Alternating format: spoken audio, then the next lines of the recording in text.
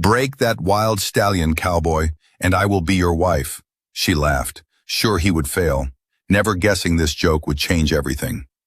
Loud enough for the whole trading post to hear, certain the man in front of her would fail exactly like every rider who had tried before him that morning.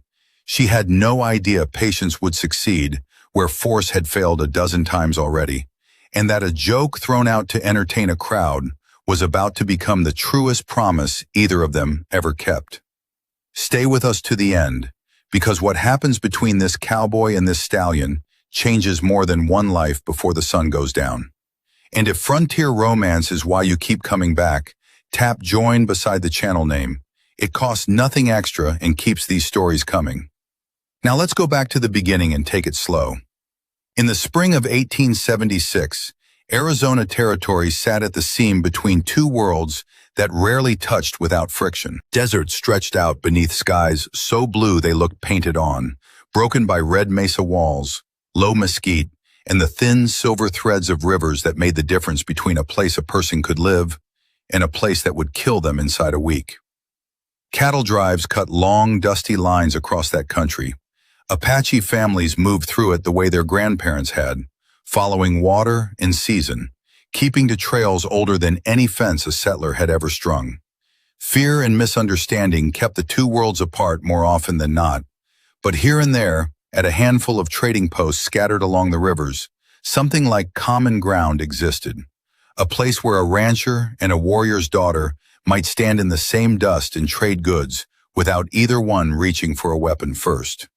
It was not peace, exactly, but it was a start, and starts mattered more than most people gave them credit for. The land itself seemed to insist on that kind of stubborn common ground, whether the people living on it wanted it or not.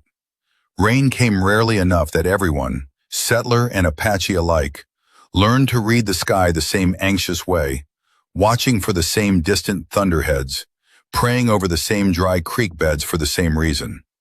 A hard winter tested both communities equally, and a good harvest of piñon nuts or a strong calving season lifted both equally, so that for all the suspicion people carried toward one another, the desert itself never once cared which language a person prayed in before it decided whether or not to be merciful that year. It was, in its own harsh way, the one thing everyone in that country already agreed on, long before Levi Hayes ever rode toward Copper Creek that spring morning. Levi Hayes had spent 11 years working cattle across that territory, and at 29 he had built himself a name that traveled further than he did. Not for speed with a gun, not for cards, but for something quieter, and in that country, rarer. A gift with horses that other men could not explain and did not entirely trust. Levi's father had worked horses before him, and the elder Hayes had taught his son one lesson above all others before a fever took him when Levi was 17. Force builds obedience, his father used to say, but it never builds trust, and only one of those two things will still be standing when the fear runs out. Levi had carried that lesson through 11 hard years of ranch work, and it had never once failed him. Horses that other cowboys called ruined, called mean, called not worth the rope, went calm under Levi's hands inside a week, sometimes inside a single afternoon. He never spoke much about it. He had never needed to. The horses spoke for him. He still remembered the exact afternoon his father had first shown him what that meant. A memory he carried the way some men carry a photograph. He had been maybe 9 years old, small enough that the barn seemed enormous around him, watching his father stand for the better part of 2 hours beside a mare so spooked by a previous owner's cruelty that she would not let a rope so much as touch her withers without bolting into the fence rail. His father had not raised his voice once. He had simply stood and waited and let the mare decide in her own time that his hands meant something other than pain. Watching him, Levi decided young that this was the kind of man he wanted to become, not the loudest one in any room, not the fastest with a rope or the surest with a gun, but the kind whose calm other creatures trusted before they trusted anything else about him. 11 years later, riding toward Copper Creek with the dust of a finished cattle drive still on his boots, he had no idea that the whole territory was about to test that inheritance in front of a crowd of strangers. That particular morning, Levi finished driving a small herd to a ranch nearly 40 miles from his own modest spread. And with the work behind him and no reason to hurry home before dark, he turned his horse toward Copper Creek Trading Post to resupply before the long ride back. Copper Creek sat where a shallow river bent around a stand of cottonwoods, and it had grown over the years into the kind of place where a man could find flour, ammunition, gossip, and occasionally trouble, all inside the same 100 yards. Ranchers came through for supplies. Hunters came through to sell hides. Apache families came through to trade for cloth, tools, and coffee, and to catch up on news that traveled slower out here than almost anywhere else in the country. It was, on most days, an unremarkable stop on a long ride. That day was not most days. Levi noticed the crowd before he noticed anything else. A thick knot of people gathered near the center of the camp, more voices raised together than he had heard in one place in months. Curiosity pulled him off his horse and toward the noise the same way it pulled everyone else. He tied his gelding Ranger to a hitching rail already crowded with other animals and pushed in through the edge of the crowd to see what had drawn half of Copper Creek to one wooden corral. Inside that corral stood the most magnificent horse Levi had ever laid eyes on, a tall, dust-gray stallion with a black mane and a chest built like something out of an old rancher's tall tale, muscle rolling visibly under its coat with every furious step. The animal snorted and pawed at the dirt, ears pinned flat, eyes wide and white-rimmed with something closer to fear than rage, though most of the crowd read it as pure meanness. Broken ropes lay scattered across the corral floor, 3 or 4 of them, evidence enough of how the morning had gone for the men who had already tried and failed. The trading post's owner was happy to explain to anyone who asked. The stallion had been run down and roped only 2 days before, after years of running wild and unclaimed through the high country to the north. A dozen riders had tried their luck since sunup. Every one of them had ended up thrown into the dirt within seconds, or dragged half the length of the corral before letting go of the rope to save their own necks.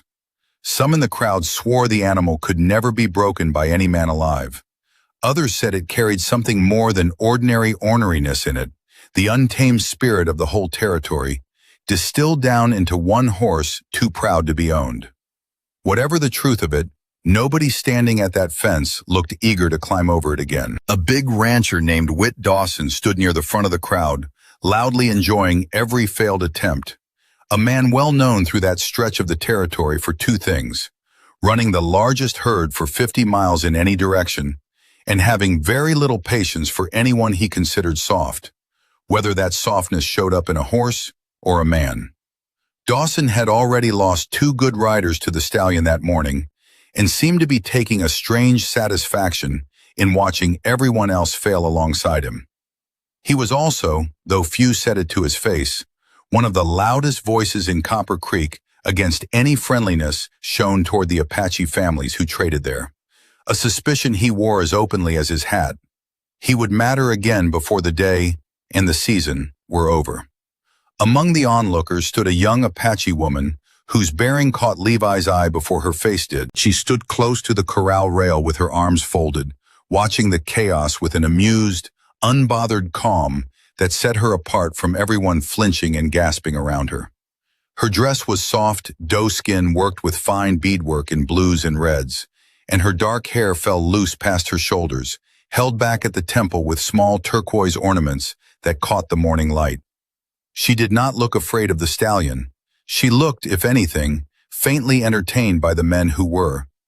Her name, Levi would learn soon enough, was Tehya, and she was known throughout Copper Creek and well beyond it for exactly the kind of nerve she was showing right then. Quick-witted, sharp-tongued when she felt like it, and utterly unimpressed by cowboys who mistook confidence for skill. She had watched 3 grown men get thrown from that stallion's back already that morning, and she had laughed each time. Not cruelly, but with the particular delight of someone who has seen pride meet its match one too many times to feel sorry about it. Tehya had grown up the daughter of a respected family within her band, raised to speak her mind plainly and to back it up with skill whenever anyone challenged her on it, whether that meant tracking, trading, or simply reading a person's character faster and more accurately than they were comfortable with. She had turned down more than one hopeful suitor from both sides of Copper Creek over the years, not out of any particular coldness, but because she had never yet met a man whose confidence held up under real pressure, the way it did when nobody was watching.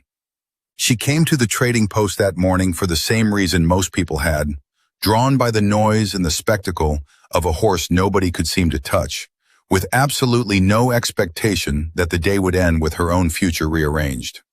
A rancher near the fence hollered out another offer of reward money for anyone brave enough to try the stallion next. Two young cowboys stepped forward with plenty of swagger, then thought better of it fast when the horse reared and screamed at the mere sound of boots on the rail. Tehya laughed softly at their hasty retreat. Then her eyes drifted past them and landed on Levi, who had said nothing, offered no boast, and simply stood at the edge of the crowd, studying the horse the way a man studies a problem he intends to actually solve. Something in his stillness drew her forward. She crossed the space between them with an easy, confident stride, close enough that half the crowd could hear what she said next. And she made sure of it. "Cowboys," she said, "if you can tame that wild horse, I will be your wife." The words landed like a dropped plate. For one full breath, the entire trading post went silent.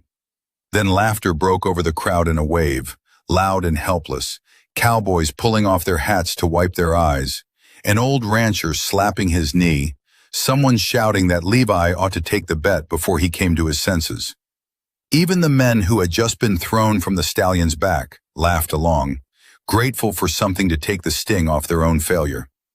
Everyone assumed, Tehya most of all, that this was simply a bit of morning entertainment, one more joke told at a cowboy's expense. Levi looked at her for a long moment, tipped his hat with unhurried politeness, and smiled, not the embarrassed smile the crowd expected, but a small, genuinely amused one.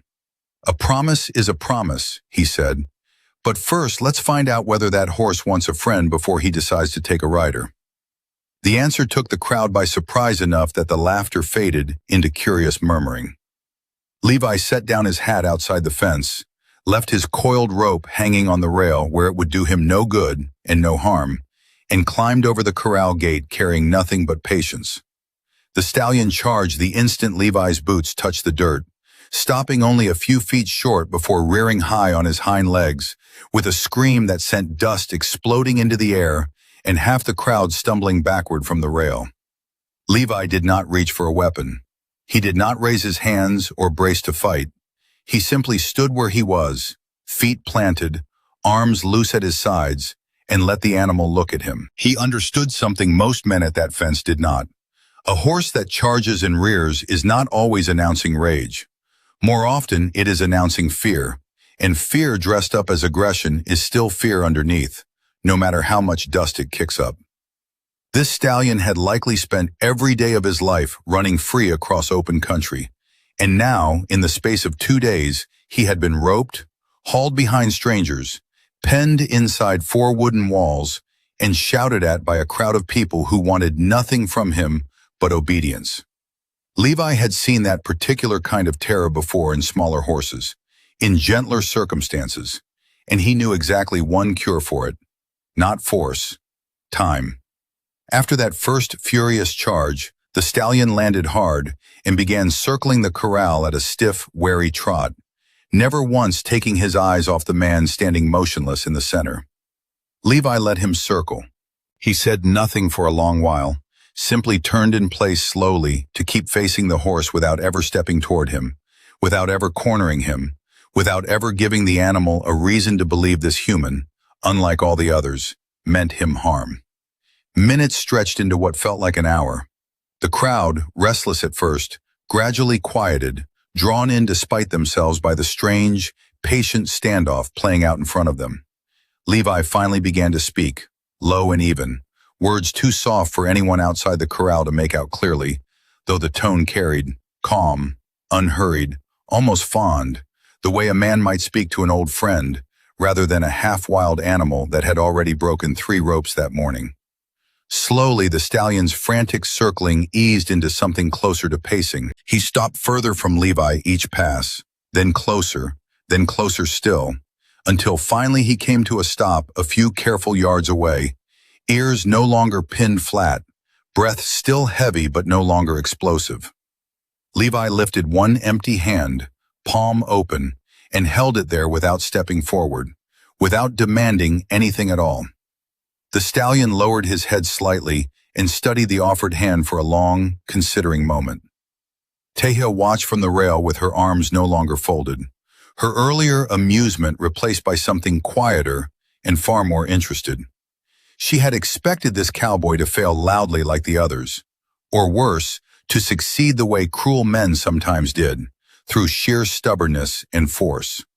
What she was watching instead looked like neither. Levi was not trying to conquer the horse in front of him. He was trying to earn it. The afternoon wore on that way. Patience answered slowly by more patience. Levi never raised his voice inside that corral, never reached for a whip or a second rope, never once tried to rush what could not be rushed. Every time he took a single step closer than the stallion could accept, the animal snorted and shied away. And every time Levi simply stopped, waited, and let the horse decide when trust could grow a little further. Some in the crowd began muttering that the cowboy had lost his mind, standing out there for hours accomplishing nothing a strong arm and a good rope couldn't finish in 5 minutes. Others, watching more carefully, began to notice that something was in fact happening. Slowly, undeniably, the fear was draining out of the stallion's eyes, replaced bit by bit with something closer to curiosity. Not everyone at the fence was won over so easily. Dawson leaned against the rail with his arms crossed for most of that first hour, muttering to whoever would listen that the cowboy was wasting a perfectly good afternoon talking to an animal that would never understand a word of it. When the stallion suddenly bolted sideways midway through the standoff, nearly clipping Levi's shoulder as it thundered past, Dawson laughed loud enough to carry across the whole corral and hollered that maybe it was time somebody fetched a real horseman to finish the job properly. Levi did not answer him. He simply reset his footing, let his shoulders drop, and waited for the stallion to circle back around, exactly as patient as he had been a minute before the near miss. It cost him nothing to ignore the noise from the fence, and it earned him something from the horse that no amount of shouting back at Dawson ever could have. As the sun climbed higher and the morning's excitement wore thin, much of the crowd drifted back to their business. Ranchers returned to loading wagons. Merchants reopened stalls they had abandoned to watch the spectacle. Travelers who had paused on their way through Copper Creek continued on down the dusty road toward wherever they were bound. Only a handful of people remained close to the corral by midday, and Tehya was among them, leaning against the fence rail with her chin propped on folded arms, watching Levi with an attention she had not expected to give a stranger that morning. She had assumed, when she made her joke, that he would either storm off in wounded pride or climb recklessly onto the stallion's back the way every other cowboy that day had tried and failed to do. Instead, he was doing something she had never once seen a settler do with a wild animal, treating it, patiently, as though it deserved to be understood before it was asked to obey. For the first time since the corral gate had swung shut behind him, Tehya found herself wondering whether kindness might succeed where every display of strength that morning had failed completely. Inside the corral, the stallion had at last stopped running in wide, frightened circles. He stood several yards from Levi now, sweat darkening his gray coat, sides heaving, but the wild panic that had filled his eyes that morning had softened into something more watchful than afraid. Levi knelt slowly beside a small bucket of water someone had left near the fence earlier, and without a word he pushed it gently toward the stallion before stepping back to give him room. The horse eyed the bucket with deep suspicion at first, refusing to come near it, and several long minutes passed in near total silence around the corral. Then thirst won out over caution. The stallion lowered his head, took a few careful steps forward, and drank, while Levi stood perfectly still a short distance away, making no move at all to close the gap between them. It was a small moment, easy to miss if you weren't watching closely, but it changed something in the animal that every rope and every shouted command that morning had failed to touch. The stranger standing nearby wanted nothing from him except his company. Levi reached into his coat pocket and drew out a small piece of dried apple. the kind he always carried for Ranger out of habit more than necessity. He held it out on an open palm and waited again, patient as ever. The stallion lifted his head, studied the offering with wary curiosity, took one careful step, then another, and finally stretched his neck forward to sniff, and then to gently take the apple from Levi's flat palm. A soft murmur passed through the small crowd still watching at the fence. Even the oldest ranchers among them, men who had broken horses their whole lives with rope and spur, admitted quietly that they had never seen anything quite like it. Tehya watched the exchange with something rising in her chest she had not expected to feel that morning. Genuine admiration, replacing the amusement she had walked into the day with. Earlier, she had laughed along with everyone else, certain no cowboy alive could tame that particular animal. Now she understood, watching Levi's hand rest so lightly against the stallion's neck, that he had never once been trying to conquer the horse at all. He had been treating a frightened creature with exactly the same respect he might offer a person, and it had worked precisely because that respect was genuine, not a strategy. Courage, she realized, watching him, did not always look loud or dramatic. Sometimes it looked exactly like this, a man choosing patience when anger would have been so much easier, and so much faster, and so much less likely to actually succeed. As the afternoon light began sliding gold across the desert hills, Levi rested a hand fully along the stallion's neck for the first time. The animal flinched once, briefly, then settled, standing calm beside him as though the fight had never happened at all. Levi stroked the dark mane slowly, speaking low and steady, and the stallion stood and listened, ears no longer pinned, no longer straining to bolt. A few children watching from the fence clapped their small hands with delight. Grown men who had spent the whole morning laughing at the wager pulled their hats off in quiet, unplanned respect. The trading post owner brought a plain leather saddle to the fence, and rather than swing it directly onto the stallion's back the way most riders would have, Levi first let the horse smell every strap and buckle, taking his time, giving the animal a chance to understand the strange new object before it ever touched his skin. The stallion shifted his weight nervously more than once, but never bolted, never reared again. At last, Levi settled the saddle gently into place and cinched it without any of the fighting the crowd had braced themselves to see. The whole trading post seemed to hold its breath together. This was, everyone there understood, the exact moment when every rider before Levi had failed, the instant the weight of a saddle, and then a man, became too much for the stallion's patience to bear. As evening light spread warm and gold across the hills beyond Copper Creek, Levi set one boot into the stirrup and paused there, giving the horse one last unhurried moment to accept what was coming before he swung himself fully into the saddle. For one long heartbeat, absolute silence covered the whole camp. Then the stallion took a few steady, deliberate steps forward. He did not buck. He did not rear. Levi kept the reins loose, refusing to pull hard against a mouth that had only just learned to trust a human hand, and together they walked calmly across the corral and out through the open gate, breaking into an easy, powerful gallop across the open grassland beyond. Cheers erupted across Copper Creek, loud enough to startle birds out of the cottonwoods. Children laughed and clapped. Old ranchers who had seen 4 decades of horses broken the hard way threw their hats into the air, hardly believing what they had just watched. Merchants abandoned their stalls entirely to crowd the fence line and watch the once untamable stallion run free and proud beneath a darkening amber sky, dust rising gold behind his hooves, Levi sitting easy and light in the saddle, as though he had ridden that horse 100 times before, instead of one remarkable afternoon. After several long, joyful minutes, Levi turned the stallion and brought him calmly back toward the waiting crowd.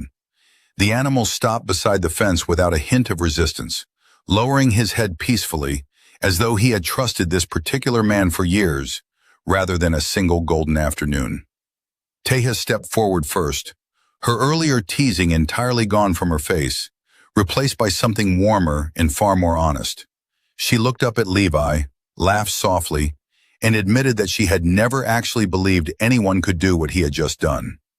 Her wager about marriage, she confessed, had only ever been a bit of playful mischief meant to needle one more overconfident cowboy. She had not expected him to succeed, and she certainly had not expected to mean it if he did.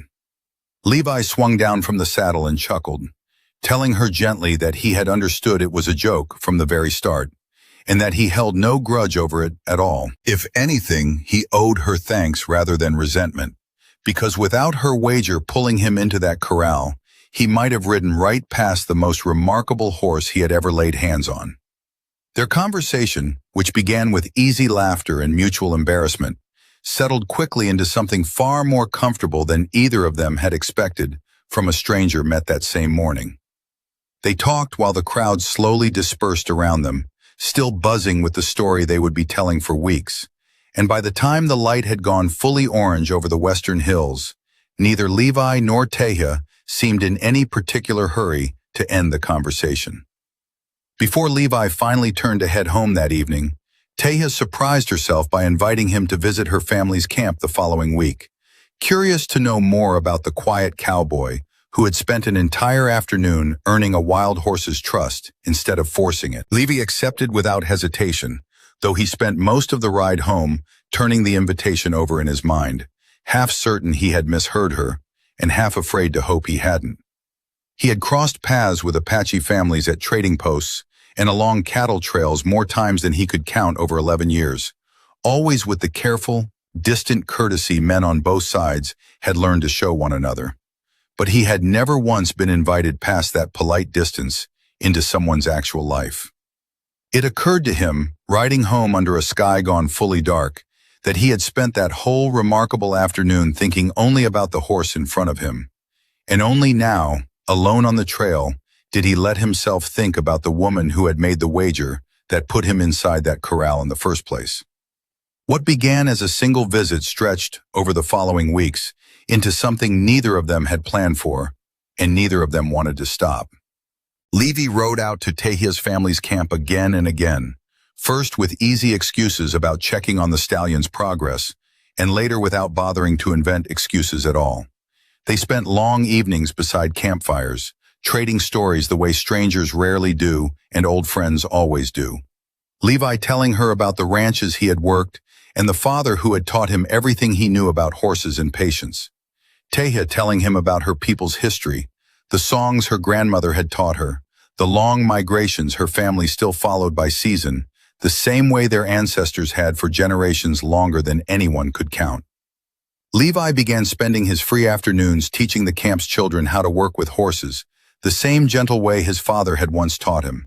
Never with a whip, never with fear, always with the same patient hand he had shown the gray stallion at Copper Creek. The children took to it eagerly, delighted by a cowboy who spoke to horses like they were people worth listening to, rather than animals to be broken.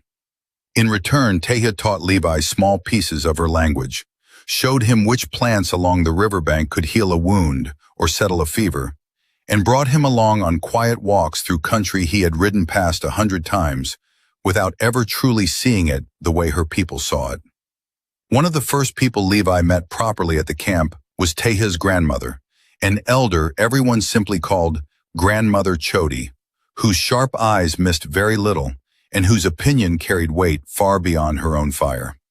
She watched Levi for the better part of an hour on that first visit without saying a word to him directly, observing the way he sat, the way he listened more than he spoke, the way he thanked a young boy who brought him water with the same seriousness he might have shown a grown man. Only at the end of the evening did she finally address him, asking through Tehya's translation whether he had truly stood inside that corral for an entire day without once losing his temper.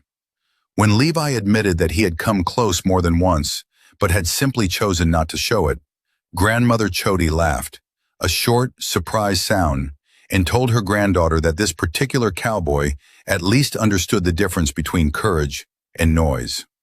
It was not quite approval, not yet, but it was the beginning of it, and Tehya recognized the shift in her grandmother's voice for exactly what it was. A young boy named Yonah, no older than 8, became one of Levi's most devoted students that season. Yonah had been thrown from a stubborn pony twice before Levi ever arrived at the camp, and had quietly decided horses simply did not like him. Levi spent 3 separate afternoons doing nothing more than sitting near that same pony with Yonah beside him, teaching the boy to read the animal's ears and tail and breathing before ever asking him to approach it. By the 4th afternoon, Yonah was leading the pony around the camp on a loose rope with a grin so wide it seemed to stretch the whole width of his face, and he took to following Levi around camp afterward the way a shadow follows the sun, full of questions about horses, about cattle, about the strange settler world Levi came from. Tehya watched the two of them together more than once, with an expression she did not try particularly hard to hide. Not every visit passed so easily. On one occasion, Levi arrived to find the camp unusually tense, word having spread that a small group of ranchers, Dawson loudest among them, had accused Apache riders of running off a few head of cattle that had, as it later turned out, simply wandered into a box canyon during a storm and been found again 2 days later, entirely unharmed. Levi rode straight to Dawson's spread before the accusation could harden into something uglier, and laid out plainly what he had seen with his own eyes when he helped track the missing cattle himself. A storm-scattered herd, nothing more, no different from a dozen other times cattle had wandered off on their own without any help from anyone.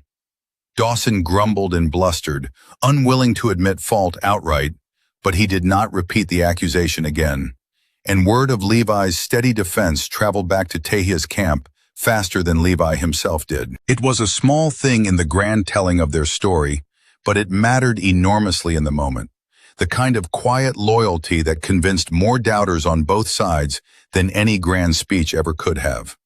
As summer folded into autumn, the evenings beside the campfire grew into something Levi looked forward to more than almost anything else in his week. Tehya taught him to recognize the different songs sung at different gatherings, the ones for a good hunt, the ones for a new season, the ones sung simply because the stars were bright and the company was good.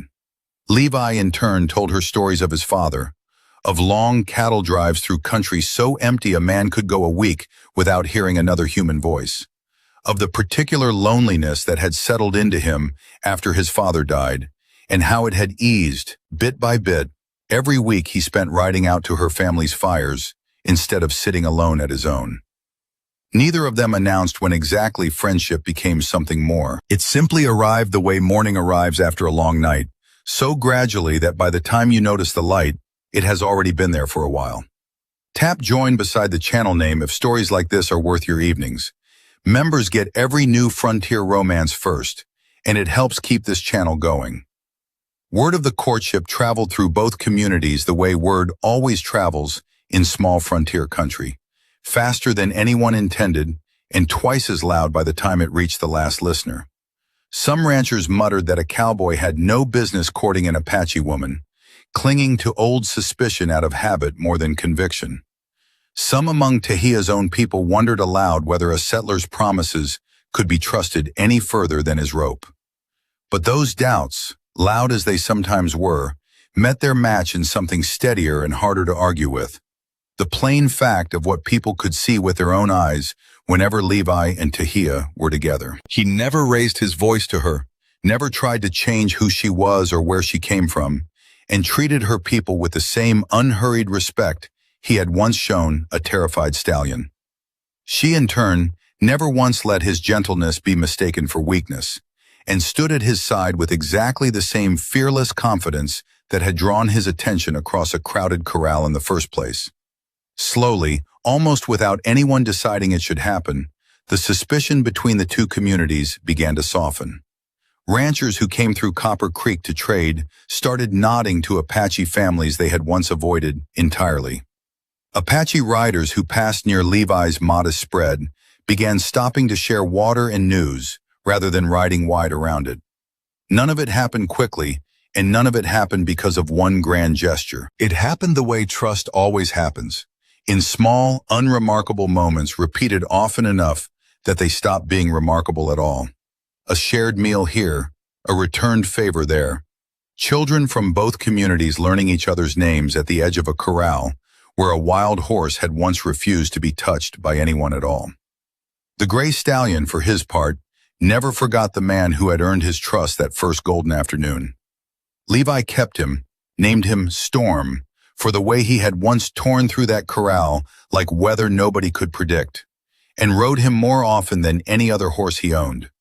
It became something of a local legend in its own right, watching the once unbreakable Mustang carry Levi, and more often, Tehya as well, across open country at a gallop neither rider nor horse seemed the least bit interested in slowing down. The real test of everything Levi and Tehya had built came late that autumn, when a sudden storm rolled down out of the northern mountains and turned a dry wash near Dawson spread into a churning brown flood almost overnight.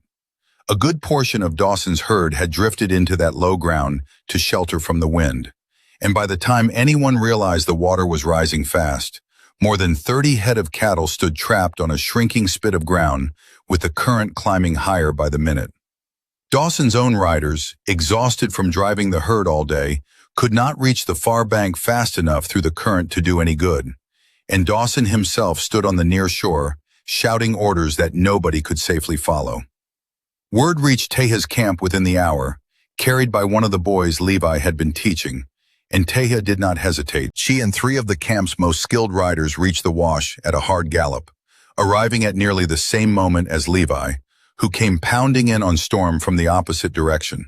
Together, without needing more than a few shouted words to coordinate, they worked the flood in pairs, Apache riders and a lone cowboy crossing back and forth through water that would have unnerved any horse without complete trust in its rider, cutting cattle loose from the mud, 1 and 2 at a time, and driving them up onto solid ground before the water climbed any higher.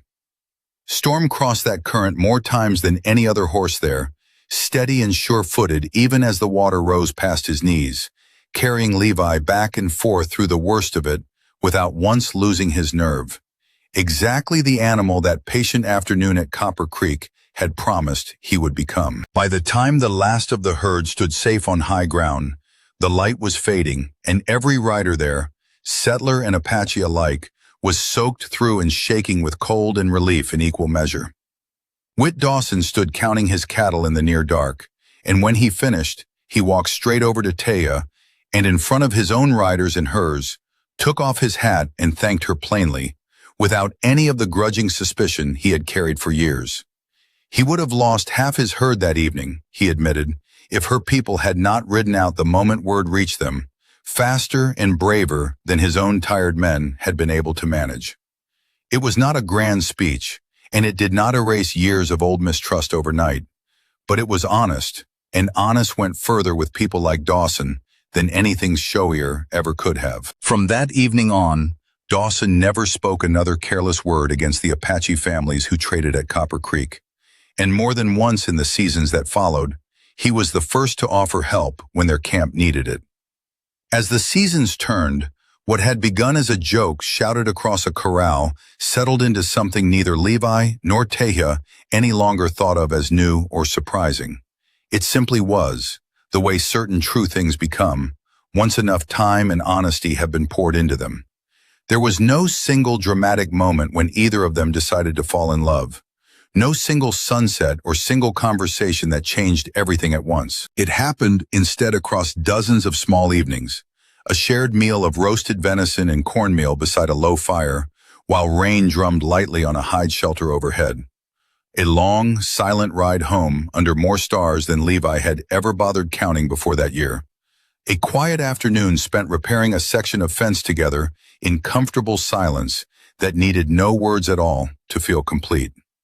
Each of those small evenings added a little more weight to something that had started, absurdly, as a dare thrown out to embarrass a stranger.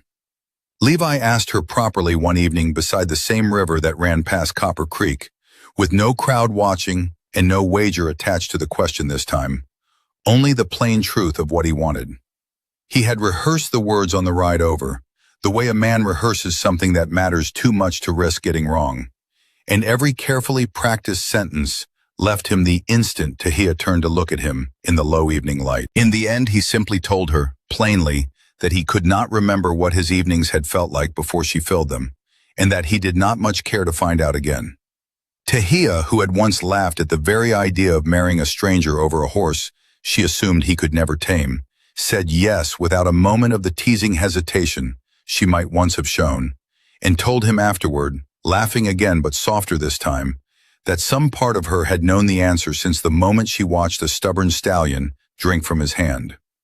Months later, on a clear morning beneath a sky so wide and blue it seemed to stretch clean over the whole territory, Levi and Tehya stood together to exchange their vows, surrounded by friends from both the ranching community and Tehya's family and people, gathered in the same open ground where Copper Creek's trading post sat beside its cottonwoods and its slow, steady river. Ranchers who had once eyed Apache visitors with quiet suspicion stood shoulder to shoulder that day with warriors and elders who had once wondered whether any settler's word could be trusted.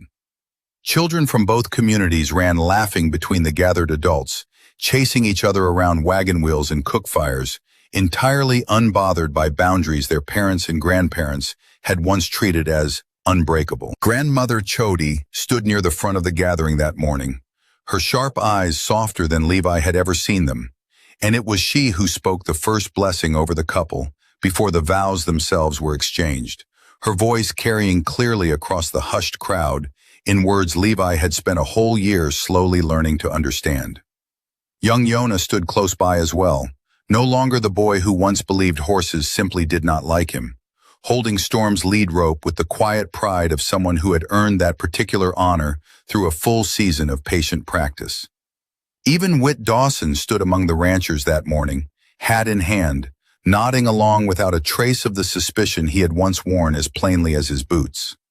Storm stood saddled nearby, calm as any horse born to it, as though he too understood the significance of the day. When the vows were spoken and the small crowd erupted into cheering, not so different from the cheering that had once greeted a wild stallion's first gallop across open grassland, Levi lifted Tehya onto Storm's back and swung up behind her, and together they rode once around the gathered crowd the way he had once ridden that same horse across the open prairie on the day they first met.